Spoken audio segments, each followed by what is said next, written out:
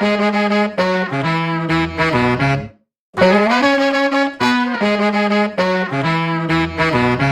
everyone, Neil Patel here. Thank you for downloading the latest episode of the Indian Startup Show. So today I speak to Anaka Narayanan. She's the founder of Brass Tacks. Brass Tacks is a woman's fashion label that uses natural and handcrafted textiles, and they're based in Chennai. So in this podcast, we talk about how she got started. She talks about quitting her job and taking the plunge into the world of textiles and fashion. She talks about where she gets her inspiration from. She talks about attracting customers using social media, how she balances the management with the creative side of the business. She talks about branding and talks about her management style and how it's evolved over the last 10 years. And we also talk about what will fashion look like in 80 years' time as well. So much more. So please enjoy the show. Thank you. Hello, Anaka. Thank you for coming on the Indian Startup Show today. Thank you for having me. Excellent. Please tell me what you're building. I started a fashion label called Brass Tacks, and the focus of our work is to use handcrafted textiles and translate them into modern silhouettes for largely for urban Indian women. Excellent. And what inspired you to do this?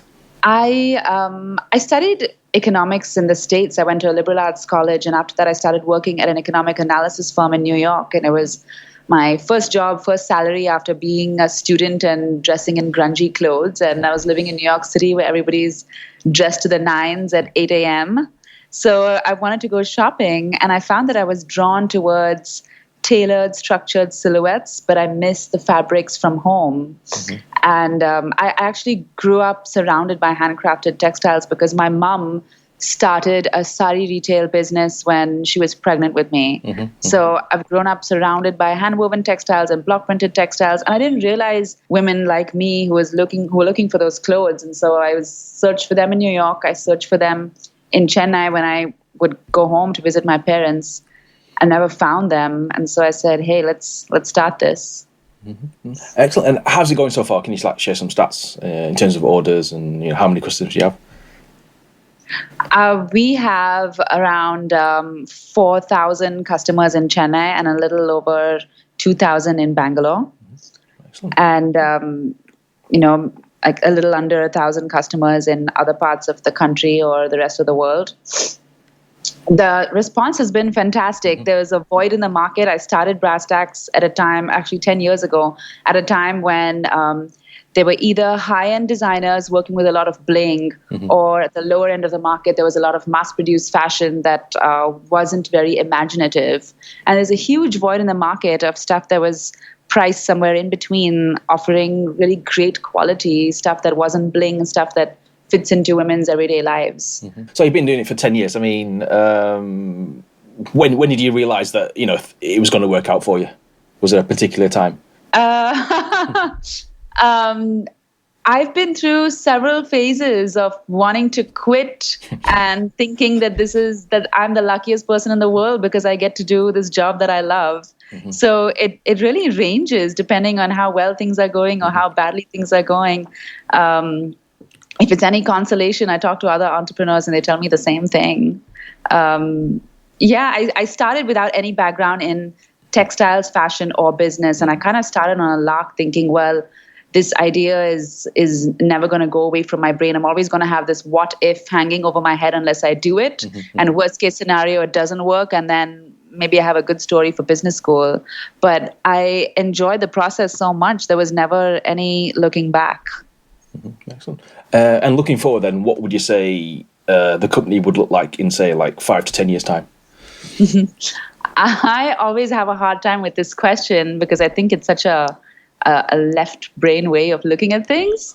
I'm a designer primarily, so I'm really fascinated by this idea of clothing women who are really intelligent, ambitious, women who represent contemporary Indian thought. And I want to reach out to more women. But what that translates to for somebody who thinks in a more linear fashion is, of course, more stores or more points of sale. At the moment, I want to work towards a show at Fashion Week. And I think we need to look into how we can increase our online sales through third-party retailers. It seems like quite a competitive market. I think there's room for everyone at the table because the diversity of the market is huge, and the number of labels and brands that have something unique to offer doesn't quite match up to how much the market can consume. So yes, in a sense, it's competitive if you're competing with mass-produced labels where price is their main USP. But I think for anybody starting a new business, whether it's in fashion or not, it's not a great idea to start unless you truly believe that you're offering something, of value and something that's distinctly different from everybody else. And so I have to believe that that's what I do have to offer. And it's important for me to keep asking myself that question, like, am I producing something that's truly different and truly unique? So yeah, I don't think so much about the market being competitive as whether or not I'm doing something that's different and interesting. Actually, you said you were self-taught. I mean, how did you teach yourself fashion design then? I found a professor of pattern making and I twisted his arm and asked him to teach me classes every Sunday because he was busy from Monday to Friday teaching at a university.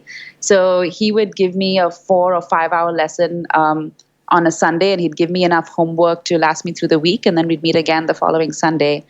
And we were actually supposed to do 5 models covering, a basic top, a basic skirt, join them together to make a dress, a trouser, and a jacket.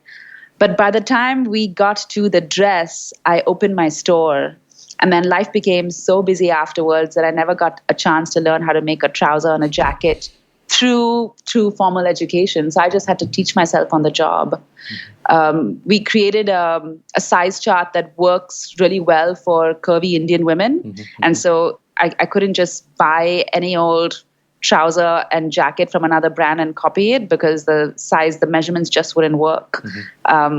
So our pants, which are actually really well appreciated and one of our fastest selling items at our store, it took me literally 110 samples to create our first trouser.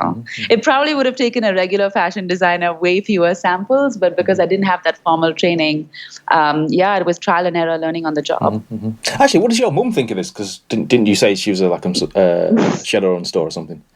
Yeah, she and her partner started a sari retail business. So it is more traditional clothing. But we have very similar taste in textiles, very different taste in the end product in clothing.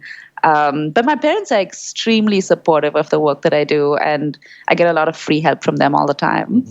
Like I say, you've been doing this for 10 years now. A lot of fashion businesses have failed. Why do you think you're still going then? Why do you think you've succeeded? Well, what is success measured in? I think I've had a lot of stumbles and learnings, but our business is still relatively small considering it's 10 years old. And so in that sense, maybe every time I've stumbled, the cost of error hasn't been high enough where I've had to shut shop.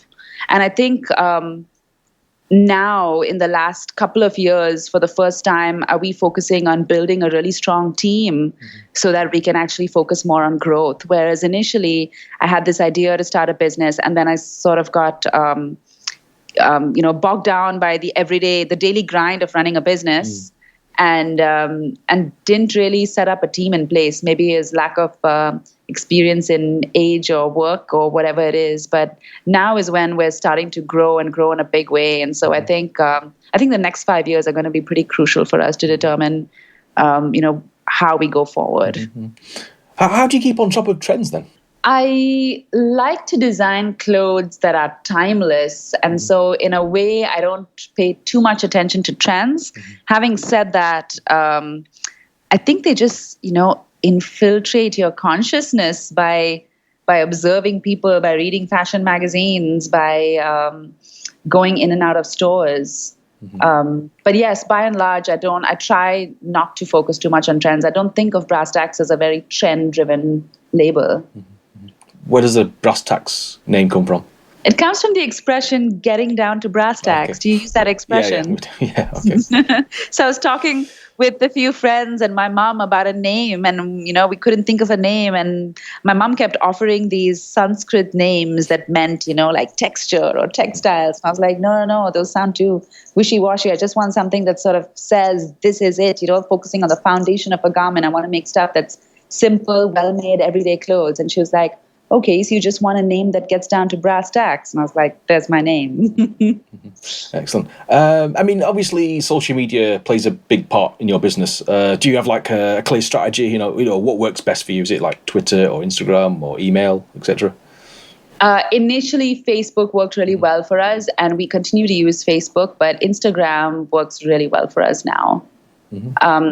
And it's sometimes a combination. We'll share things on both platforms. We also recently started a blog where we interview women who personify what our brand is about in many ways, and write about them on our blog, and then we in turn share that on social media. In terms of social media strategy, I think we go mostly with intuition. We have some core values that we want to communicate, and we use social media as a platform to share our interests. And the idea is that if we're true to ourselves, then we automatically attract more of our tribe. Let's talk fashion then. What's your favorite piece of clothing? I really like silhouettes that have both structure and drape. Right now, I have this wrap dress that I really like because it's, fitted in parts, but also really drapey in parts. I also have this really loose dress, and it's ironic because when I first started Brass Tacks, I said I will never design something that's loose and never design something that's all straight lines, because I was all about making fitted, contoured silhouettes that follow the female form. But recently, and I think this is partially a global trend that's influenced me, even though I've been, putting an X on trends. So recently I've been really influenced by this idea of wearing really loose anti-fit clothes and seeing how you can add little design details or a drape or cinch it in somewhere that makes it look really interesting and fashionable. So I suppose we've all had like fashion disasters. I mean, have you had any fashion disasters? I don't know. People have been kind enough to not tell me. Okay, excellent. And what should guys be wearing then? Obviously, it's the middle of summer now. Not in the UK, obviously, but what fashion tips can you give us, guys? I think natural textiles are always the way to go. For warm weather, thin cotton or linen shirts work really well. I like attention to detail. So rather than big, loud patterns, little details around the button placket or the collar or the pocket, I think are always really striking, and also timeless pieces that you can wear several times over without feeling like you're being noticed in the same thing all the time. Stupid question, but what would fashion look like in like 50 years or 80 years time, do you reckon, if you have to guess? 80? Would people be still wearing jeans, trainers and T-shirt? Are everybody wearing jeans, trainers, and T-shirts? Yeah. I think some things will probably stay, but they might evolve in a certain direction. I don't know. I move in circles where people talk a lot about sustainability and how that's going to have a huge impact, and the way people consume fashion is going to have a huge impact on the whole fast fashion industry. But I also think that the reality of the bulk of the market is that they consider how big their pocket is and how much they can really spend. So it's going to be interesting, but I also think that there's a huge environmental impact on fast fashion. So I don't know. It depends on the rate at which global warming gets worse. Either there are laws in place that completely redefine how those industries work, and that in turn is going to affect what materials your T-shirt and your jeans and your sneakers are going to be made of, or it's going to change the price of it or the technology behind it. I was thinking of like wearables, the wearables market, like tech meets fashion. Is that something you'd go into, perhaps? For me, that's always seemed less organic and more. I don't know. My brain doesn't work that way. I think my initial instinct is to think of it as gimmicky and something that might be a fad at first, but I could be wrong. It really depends on subcultures, on what people are drawn to. Excellent. So you've mentioned sustainability and craftsmanship. What does that really mean to you? Sustainability to me used to mean primarily looking at the raw materials that we use, which means using all natural textiles, a strong focus on handcrafted textiles, because not only is that preserving a skill, a lot of them are largely done by hand, which means zero electricity, zero carbon, better for the environment. But recently, I've been thinking that in addition to all of that, it's really important to consider pricing, because I can be in my ivory tower making clothes, and if I'm reaching out to only a handful of people, then how much of an impact does that really have, both on the environment as well as the people whose livelihoods are sustained by my business? Mm-hmm. And so I've been thinking a lot more about pricing so that we can reach out to a wider audience, because for me, true impact is when you're reaching out to a lot more people. It must be difficult doing the business side as well as like the creative side. How do you manage that? I'm still trying to figure it out, Neil. I think that's why it's been really important for me to build a team right now. It's in a way, it's really important and a privilege to have a hand in everything, because it's all connected. Mm-hmm. But it's also great to have somebody else handle the boring stuff like your administration and operations, so that I can focus more on growing the business, on creativity, on thinking about what is it that our consumers want. Because you want to put something out there that's different, but you also want to be paying close attention to what your consumers want at the end of the day. And what's your management style like then? And has it changed over the 10 years? Yes, it has. And it's still work in progress. I find it so difficult to work with people. I think that I'm the kind of person who likes to be left alone playing with fabric and sketching design ideas and thinking about problems and, how it is that we can solve a problem either through design or better customer service. But I'm learning that in order to build a great team, you can't grow a business unless you have a great team. And in order to build a great team, you have to be great with inspiring your team and leading them. And so I've been trying to spend more time with my team and mm-hmm. spending more time in getting them to buy into the company's vision and to really feel inspired and motivated by it. Mm-hmm. What is the company's vision? Well, at a product level, it is to translate handcrafted textiles into modern silhouettes. But at a higher level, I'm really motivated and inspired by women who are passionate, ambitious, career ambitious, driven, and women who represent contemporary Indian thought in some way, because we're a former British colony. And so I think there's this colonial hangover, but there's also a lot of exposure to the world and a strong connection to Indian roots. And it's really interesting if you look at urban Indian culture right now, because people are trying to define what it means to be Indian today. And all of that really interests me. So the company's vision is to design something that really resonates with these women, so that, we're able to be heard as a voice in this larger dialogue that's happening in the country today. Last few questions then. What advice would you give listeners who want to get into the fashion industry? I think it's really important to believe that you can create something, that you have a voice that's really unique, or that you can do something way better than what anybody else is doing, because there's no point in starting another label that's, an imitation of what already exists out there.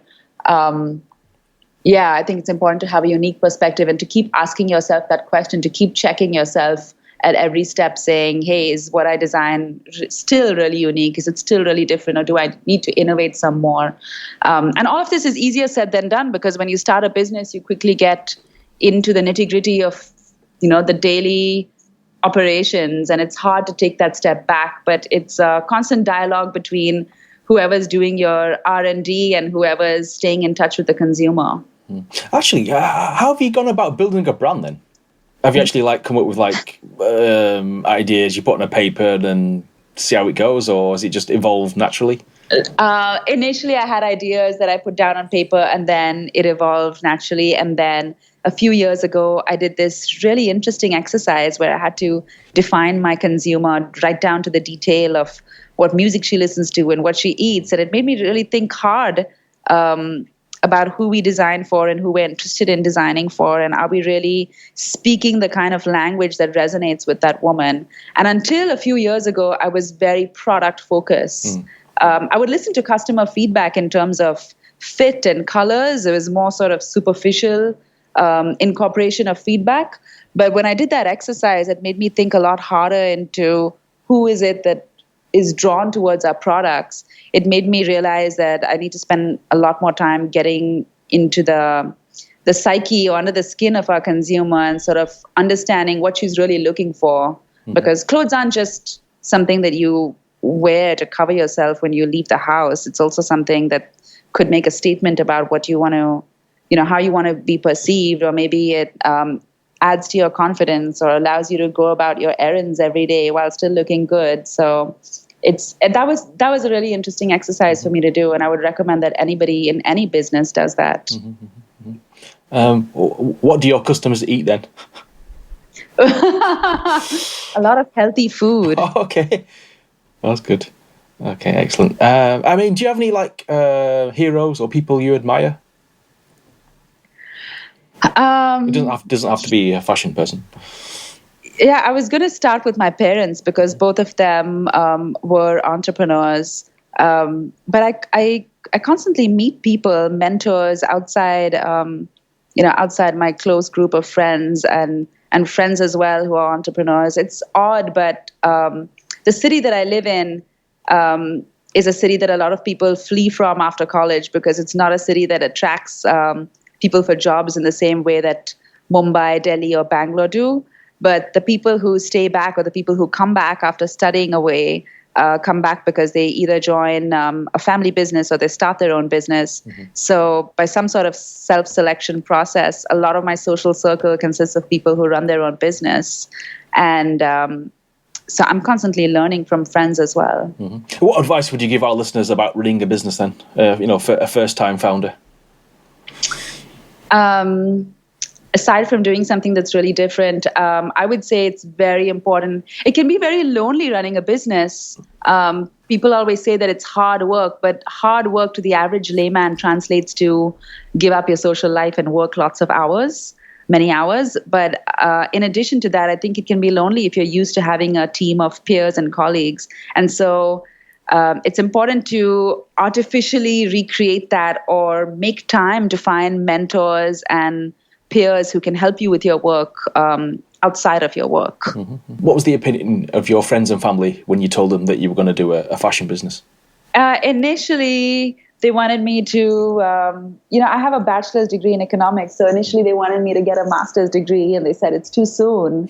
I think there was also this feeling of, well, maybe it won't work out and, she'll go back and get a master's degree. But they were also very supportive. I think it was mixed. I think it was a lot of concern of, is it a little too early? I was 26 when I started Brass Tacks. And, there was this feeling of, hey, there's still a lot of more time to start your own business because once you throw down roots, it's hard to kind of up and leave. But they were also very, very supportive. So looking back then, would you change anything? No. I've thought about that many times. And of course, if I did it differently, then things would have panned out differently. I think I was very impatient at the time. If I had got a master's degree and if I had waited a little while longer, it might not have happened.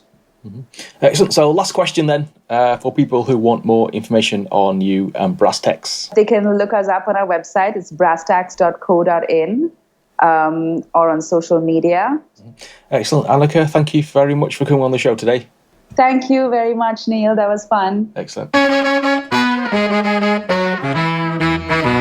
Thanks to Anaka for coming on the show today. Thank you for listening and subscribing. If you like the show, please leave a rating, a review in iTunes. Thank you for supporting the podcast. Since launching, we've had over 200,000 total downloads. Actually, we'll be back next week. If you want to come on the show, please email me hello@neilpatel.co or tweet @IndianStartupSH. Go to facebook.com/Indian Startup Show. Love to connect. Thank you and goodbye.